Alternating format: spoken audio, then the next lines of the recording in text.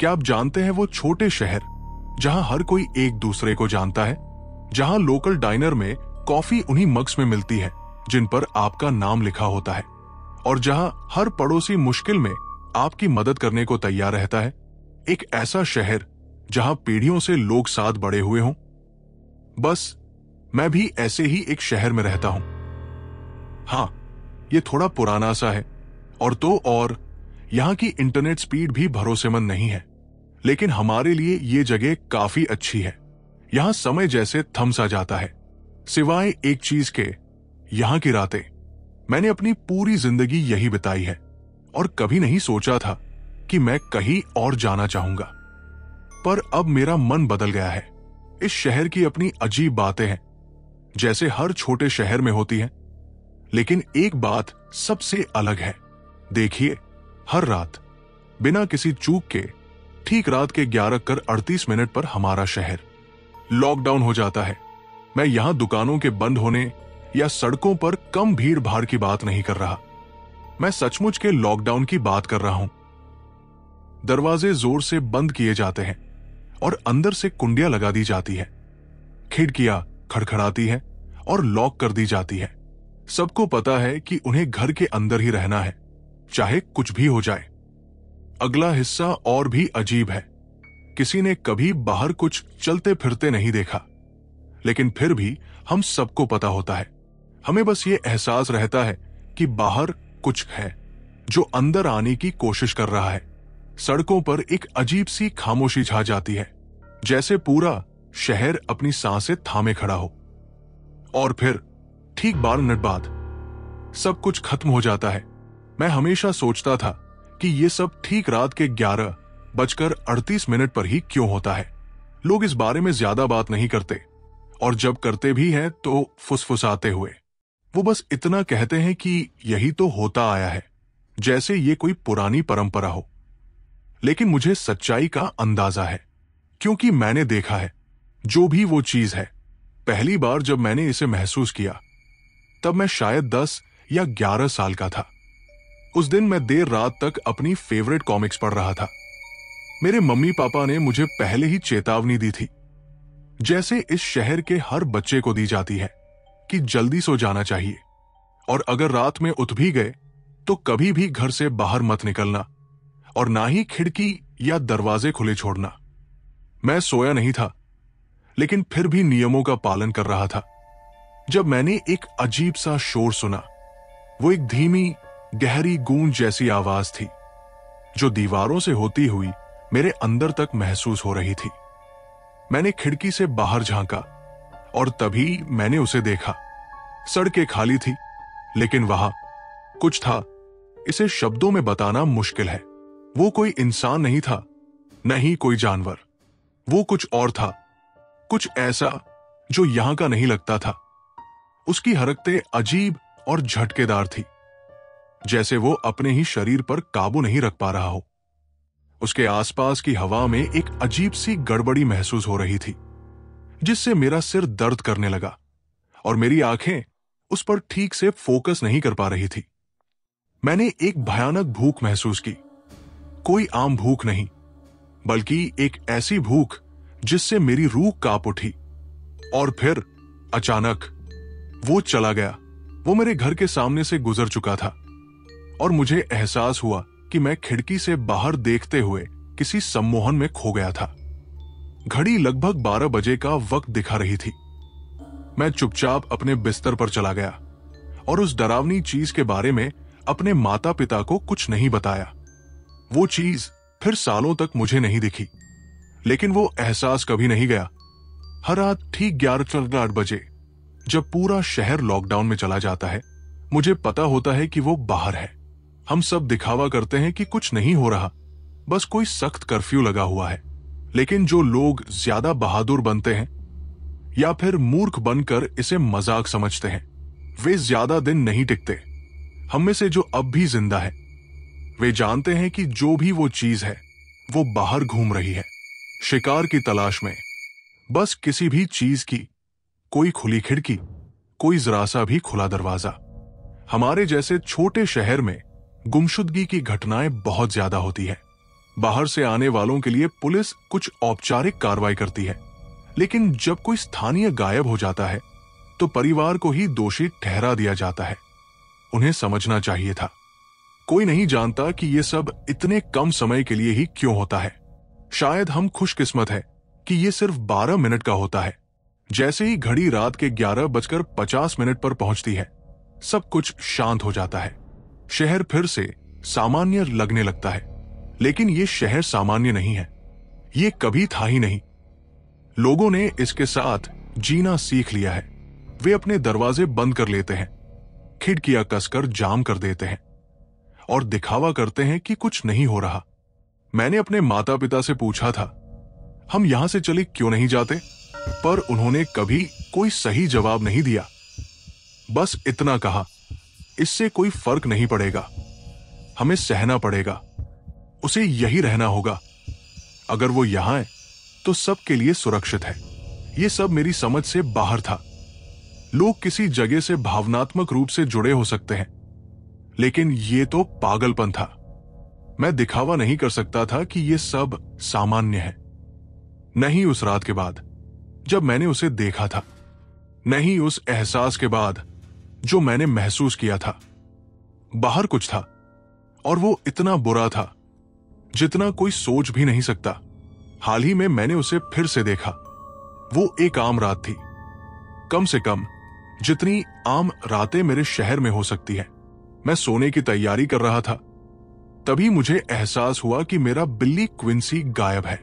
मैंने उसे घर के हर कोने में ढूंढा, लेकिन वो कहीं नहीं मिला। फिर मैंने एक आवाज सुनी और खिड़की से झांक कर देखा और मेरा दिल जैसे डूब गया। वो बाहर था। शायद जब मैं थोड़ी देर पहले घर आया था, तभी वो बाहर निकल गया होगा। वो बेखबर सा फुटपाथ पर घूम रहा था, जैसे उसे आसन्न खतरे का जरा भी अंदाजा नहीं था। घड़ी में समय था 11:36 PM। मुझे नहीं पता था कि वो चीज जानवरों के साथ कुछ करती है या नहीं, लेकिन मैं ये जोखिम नहीं लेना चाहता था। मैंने कभी क्विंसी को बाहर नहीं जाने दिया था और वो मेरी आवाज सुनकर भी वापस नहीं आ रहा था। मुझे कुछ करना ही था, कुछ खतरनाक और मूर्खतापूर्ण, लेकिन मेरी बिल्ली को बचाने के लिए जरूरी। मैं बिना सोचे समझे बाहर भागा, क्विंसी को पकड़ने की कोशिश में।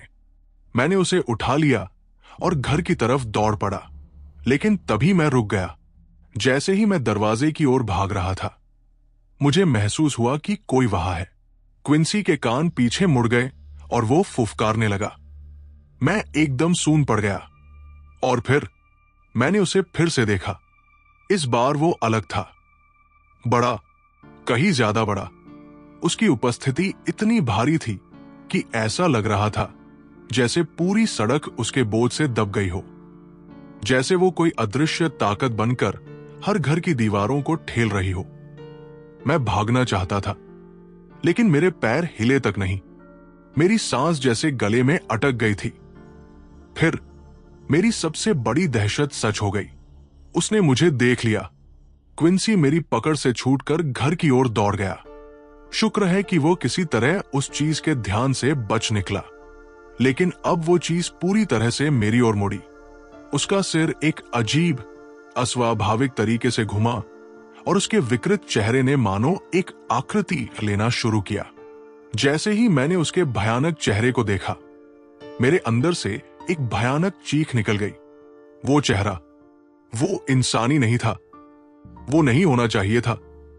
मैं पलटा और पागलों की तरह दौड़ पड़ा। मेरा दिल इतनी तेजी से धड़क रहा था कि लग रहा था मेरी छाती फट जाएगी।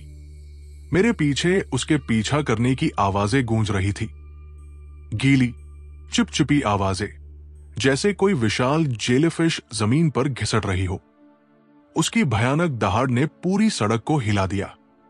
मैं जितनी तेज दौड़ सकता था, दौड़ा, जिंदा रहने के लिए।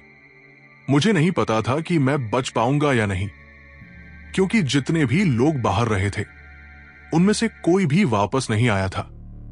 मैं एक गली में घुस गया, दीवार के साथ खुद को चिपका लिया। मेरे हाथ कांप रहे थे, सांसें उखड़ी हुई थी और पसीना चेहरे पर टपक रहा था। मैं हिलने की हिम्मत भी नहीं कर पाया। मैंने कोने से झांकने की हिम्मत भी नहीं की। फिर मैंने वो आवाजें सुनी, चीखें, भयानक, कलेजा चीर देने वाली चीखें। मैंने देखा कुछ परछाइयां खुली सड़क पर फंसी हुई थी। उनकी चीखें ज्यादा देर तक नहीं गूंजी। कुछ ही पलों में रात की खामोशी ने उन्हें निगल लिया। और फिर गहरा सन्नाटा। मैं दीवार से चिपका रहा, खुद को जितना छोटा और अदृश्य बना सकता था बनाया। अंधेरे में हर हल्की सी सरसराहट मुझे डरा रही थी। मैंने तब तक सांस तक नहीं ली जब तक वो चीज वहां से चली नहीं गई। और फिर बस ऐसे ही वो गायब हो गई। लेकिन उसकी मौजूदगी का डर अब भी वही था। घड़ी ने रात के 11:50 का समय दिखाया। सड़कें फिर से शांत थी, लेकिन मेरी रगों में खून अब भी दौड़ रहा था, जैसे मैं अब भी भाग रहा हूं। मैं लड़खड़ाते कदमों से अपने घर पहुंचा। क्विंसी दरवाजे पर मेरा इंतजार कर रहा था, जैसे वो भी डरा हुआ था। हम दोनों घर के अंदर घुसते ही दरवाजा बंद कर लिया। मैं जिंदा था, बस यही सबसे बड़ी बात थी। लेकिन उस रात के बाद मैं जान गया था, जो भी वो चीज है वो इस दुनिया की नहीं है, वो इस समय और जगह की नहीं है। उसकी मौजूदगी इतनी भयानक है कि सिर्फ एक झलक देखने से ही आपके दिमाग में दर्द होने लगता है। कोई नहीं जानता कि वो कहां से आई है। शायद इसके बारे में जानकारी इतिहास के अंधेरों में कहीं खो चुकी है, लेकिन चाहे उसका इतिहास कुछ भी हो, वो अब भी यही है, हर रात, हर बार, छाव में छुपा हुआ, एक नए शिकार की तलाश में। उस पल मैंने वही किया जो शायद आपको लग रहा होगा कि मुझे बहुत पहले कर लेना चाहिए था। मैं अपने शहर को छोड़कर चला गया।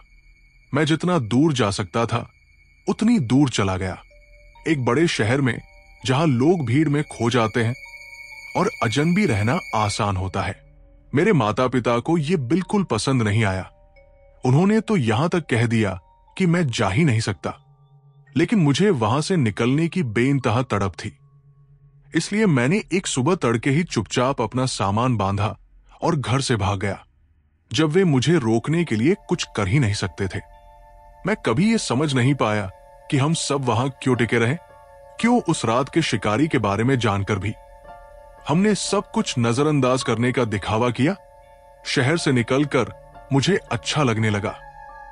बड़ी सड़कों पर गाड़ियों के शोर, दूर दूर से आती लोगों की आवाजें, ये सब मिलकर मुझे एक तरह की सुरक्षा देते थे। अब मैं सुरक्षित था, या कम से कम मुझे ऐसा लगने लगा था। मेरा नया घर एक छोटा सा स्टूडियो अपार्टमेंट था, 5वीं मंजिल पर, जहां से शहर की हलचल साफ दिखती थी। इतनी ऊंचाई पर कि रात को खिड़की से बाहर देखने में डर नहीं लगता था। लेकिन पिछली रात कुछ ऐसा हुआ जिसने मेरी इस झूठी सुरक्षा की दीवारों को तोड़ दिया। मेरे नए घर में पहली रात थी।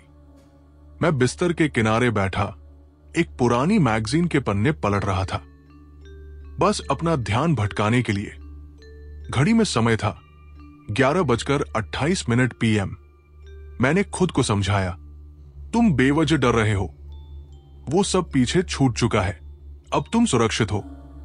लेकिन फिर भी दिल के किसी कोने में एक अजीब सी बेचैनी बैठी थी, जैसे कोई परछाई जो पीछा नहीं छोड़ती। 11:38 PM। शहर अचानक खामोश हो गया। वो गाड़ियों के हॉर्न, लोगों की दूर से आती हंसी, संगीत की धीमी गूंज, सब कुछ गायब था। मैंने मैगजीन पर ध्यान देने की कोशिश की, लेकिन मेरी नजर बार बार खिड़की की ओर खिंच जाती। अंधेरा ऐसा लग रहा था जैसे वो धीरे धीरे कमरे में घुस रहा हो। और तभी टक टक, हल्की सी दस्तक खिड़की के शीशे पर। मेरा दिल एक पल के लिए रुक गया। मैगजीन मेरे हाथ से गिर पड़ी। आवाज बहुत धीमी थी, इतनी कि शायद कोई और सुन भी न पाता, लेकिन मेरे रगों में ठंडक दौड़ गई। शायद कुछ नहीं होगा, मैंने खुद को समझाया, बस हवा होगी या कोई चिड़िया। लेकिन फिर से वही आवाज, इस बार ज्यादा तेज और जिद्दी। टक टक टक। मैं हिला तक नहीं, सांस लेना भी जैसे भूल गया था। मेरी नजर खिड़की पर जमी रही। अंधेरा अब और गहरा लगने लगा था, जैसे उसमें कुछ छुपा हुआ था। कुछ पल के लिए वो दस्तक रुक गई, फिर चररर, शीशे पर जैसे नाखूनों की खराश। मेरा दिल डूब गया। मैं वो आवाज पहचानता था। मैं जानता था कि इसका मतलब क्या है। वो यहां था, मेरे पीछे, इस नए शहर में भी।